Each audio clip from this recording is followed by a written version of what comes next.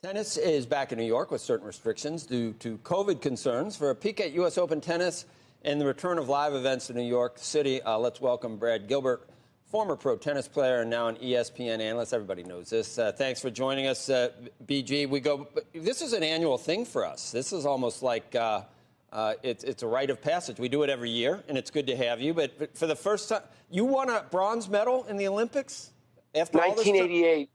Yes, Joe. And when we started like 20 years ago, I had hair. You still have a full head of hair. Mine is long gone. You know, you even have memes all over Twitter about your great hair. That is so cool that you did it. And I can't believe, as well as we know each other for so long, that I never realized that must have a pretty prominent place out in that cool house here. I call it the big penny. You know, it was like a great experience. And then all of a sudden it was like, man, it could have been a little bit better, but, you know, it was an awesome experience being part of the Olympics. That is pretty cool. So this year, I want to talk to you about Joker. And you have monikers for all the players that you like, and you've been talking about Joker for a long time. I have come to appreciate and love him so much, but then I hear some stuff. Is he going to, number one, is he going to do it? And it hasn't been done since when? Since Laver, I think.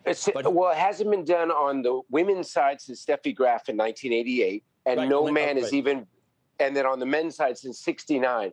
And let's hope, Joe, the first couple of matches, the fans are not embracing Joker. So I hope next week, let's say when he's in the quarters or semis, they start to get behind him. Because it's almost like talking about a perfect game. You never want to talk about a perfect game while it's going on. But he is playing some absolutely amazing tennis. And I hope the fans get behind him because at the moment, they kind of want to see him lose. But I want to see history. I just think he's an absolutely incredible player, and he deserves his due. Well, we take for granted that we've had those three guys for 15, 20 years, and we take it for granted. We don't even care. You know, I know American men, people talk about Roddick being the last one and how, you know, we're some kind of shortfall there. I don't even think we care that Rafa or Federer, you know, being Swiss or Spanish or Joker. I mean, they're to have those three at the same time is like crazy. And Joker is probably the best of all of them. Maybe. There's no doubt. I still feel like somehow, how is, you know, Roger Federer, not from Southern California, but he's this global. I think the Aussies think he's from Australia. You know, the Brits think he's from there. The game has become so global, Joe, but it would be, you know, great if we had an American. We actually got 4 in the third round. Keep an eye on 7 foot tall. Can you believe it? 7 feet tall. Riley Opelka. I actually think he could make a deep run. Francis Tiafoe playing today, but you're right. Between Rafa, Fed, and Joker, it would be kind of like at the same time having Bill Russell, LeBron James, Michael Jordan playing at the same time. It would be like having Babe Ruth, Mickey Mantle, Henry Aaron. That's, you know, we've never seen something in history to have the 3 great icons at the same time. And obviously, it's sad that Serena Williams is not here going for the record here. But Naomi's back, right? Naomi's back. That's big. Ash Barty, the #1 seed, is going for her first U.S. Open. We have lots of great stories. Barty just won, right? Didn't she just won a Grand Slam? She just won.